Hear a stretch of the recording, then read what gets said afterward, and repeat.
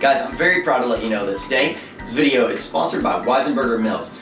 If you're from the Kentucky area, you know all about Wiesenberger Mills and their fantastic products, from their stone ground grits to their flours, their cornmeals, and even their seasoned flours for whenever you want to do something fun, but you don't want to take the time to mix up all the seasons and get all your spices and things out. Wiesenberger Mills has you covered.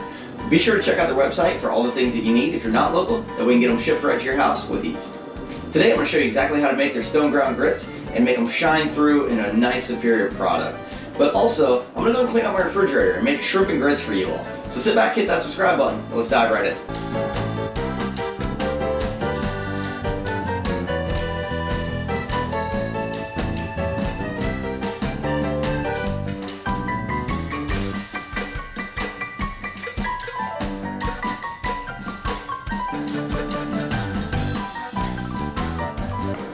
So today on the counter I have a few ingredients that we're going to be working with today, and I'm going to separate these into two generic categories: shrimp and grits. So to get started, we are going to cook our grits because these take a while and you don't want to rush them. You want to make sure they have time to cook all the way through. I've got 1 cup of Wiesenberger Mill's stone ground white grits, and as you can see here, these are nice, coarse, large flake stone ground grits. These are a fantastic product. I've been using these for over 10 years, and I'm so glad that I got these shipped out. So I've got 1 cup of grits, 4 cups of milk. If you have a little bit of extra milk, keep that on standby. That way you can adjust your grits to the thickness that you like here in a little bit. And I've also got 1 cup of low moisture part skim mozzarella cheese. We're gonna be using this just to thicken up our grits and give them that nice stringy cheesiness that we really like. You can use a different cheese if you like, but I happen to have this around and it's a nice cheese that's not gonna give it a weird color. To make up the shrimp and the sauce that we're gonna cook it in, I've got 4 ounces of bacon, just a handful of parsley, 3 cloves of garlic, 1 small onion, 1 bell pepper, 1 stalk of celery, 3 tablespoons of butter that I'm going to put back in the refrigerator until we're ready for it at the very end. I'm going to use about 2 teaspoons of Creole Spice, about 16 ounces of tomato sauce, about 20 shrimp, and of course I've got Crystal hot sauce because you got to. So let's get started. The first thing we'll do is take a heavy bottom sauce pot, and I'm going to pour about half my milk in there. You don't have to measure this, it doesn't even really matter. We just need a baseline so that we can put a little bit of salt in here and bring this up to a boil. The first thing we'll do is cut up my bacon that way I can get it rendering out nice and crispy. I'm going to put this on medium-low heat with about 2 tablespoons of oil so that it can start to render out. With our bacon rendering out crispy and our milk coming up to a boil, we can go ahead and chop up the rest of these veggies and get them ready. This will save us some time here in a minute.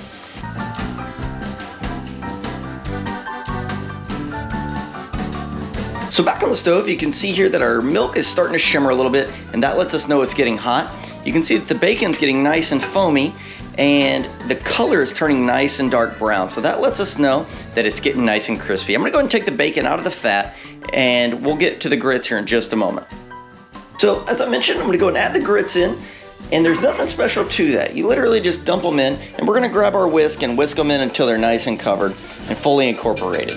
Now we're gonna end up waiting on this for a little bit. Whenever this comes back up to a boil, that's when we'll start giving it our attention again. In the meantime, let's go ahead and get our veggies into our pot of bacon fat. We're gonna cook these until they're soft and translucent. Now that you see our milk bubbling again, now we can go ahead and add in the rest of our liquid. Once you have all your liquid in, it's important that you keep your grits moving. You don't have to stir them constantly, but make sure you don't ignore them. You don't want them to stick to the bottom, because as they start to thicken up, they absolutely will stick, and that's not where you want to find yourself. As you can see here, our grits are starting to bubble nicely again, and this is with all the liquid in and the grits in.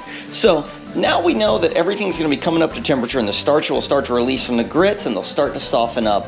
I'm going to go and turn the heat down, because we're not trying to cook away our milk, and we're not trying to boil this over. We're literally just trying to get it to absorb into the grits. Also, our veggies are starting to soften up, but they're not quite there yet. We're looking for these to be almost translucent. You do want to keep these moving, but it's not nearly as important as your grits. Back on the counter, we're gonna go ahead and store our crispy bacon over here safe out of the way. And we're gonna go ahead and pick and clean this parsley so that we can chop it nice and small. So as you can see here, we have our nice finely chopped parsley. I'm just gonna set it aside and let's go back to the stove.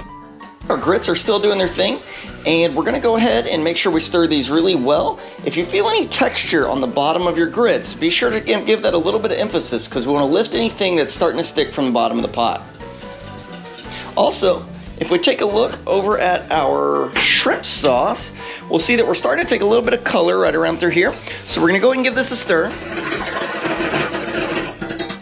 And now we can add in our Creole Spice. You can add as much or little Creole Spice as you'd like, and remember that the description of how to make that in the recipe is in the bottom below, but I'm gonna add about 2 teaspoons. If you like your spicy, feel free to add a little bit more. I'm just gonna give this a stir and let it sit for about 1 minute. I just want to take a second to show you all these nice grits. They are starting to thicken up a little bit, and honestly, this is about the thickness where a lot of people eat their grits, but I like mine thick and rich and hearty. So as you can see, these large flake stone ground grits are starting to come to life and show their magic. I'm gonna go ahead and set these back over here because we're almost ready to add in the tomato sauce. Now I'm gonna go ahead and add my tomato sauce right to the veggies. We're gonna let this simmer for about 15 minutes. So right now, it doesn't need a whole lot of attention, but you do wanna make sure that it stays well incorporated and doesn't burn. Also, once this is up to temperature, you can go ahead and reduce your heat quite a bit, because again, you're not trying to concentrate this sauce. You're literally just trying to get all the flavors to come together and cook out of all the veggies and into the sauce.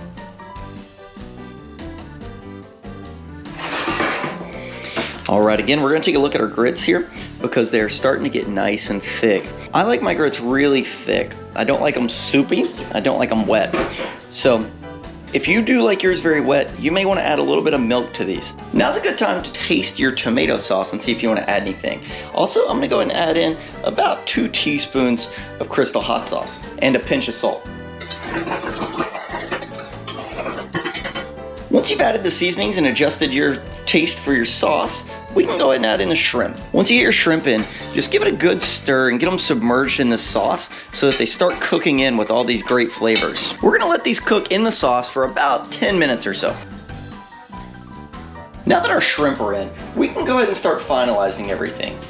One thing about that means that I'm gonna get rid of my whisk because my grits are getting too thick for a whisk. And I'm gonna add in my cheese because they're about to get even thicker. Once I add my cheese, I'm gonna jump over to a trusty spoon and go ahead and just fold my cheese in. Once your cheese is all the way in, go ahead and taste your grits and see if you wanna add any additional salt. Because remember, we only added a little bit in the very beginning. Once you've tasted your grits and got them the way you like them, feel free to go ahead and put a lid on them and set them aside. Just to show you exactly what mine look like and feel like, I like my grits to where they almost keep their shape whenever you put them down. Nice and thick, not loose and soupy.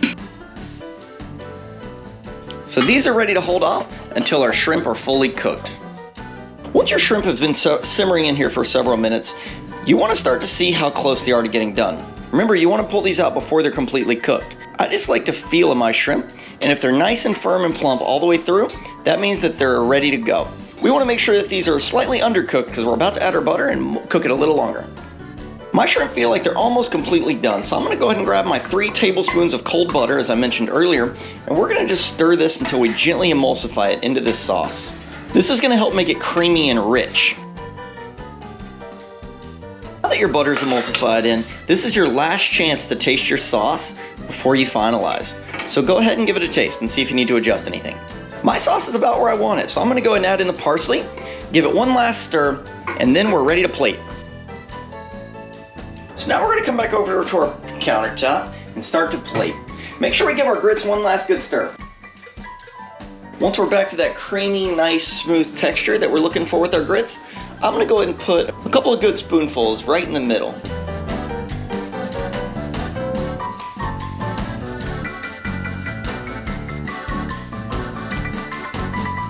And of course, don't forget your crispy bacon. There's our beautiful shrimp and grits. As you can see, the Wiesenberger Mill grits really shine through in this recipe. The coarse nature and creamy, awesome richness of these grits is fantastic and unmatched. That wraps us up on how to make shrimp and grits. Comment below and let me know how yours turn out. If you like the video, be sure to subscribe and be sure to order off Wiesenberger Mill's website. Thank you so much for watching. Have a great day.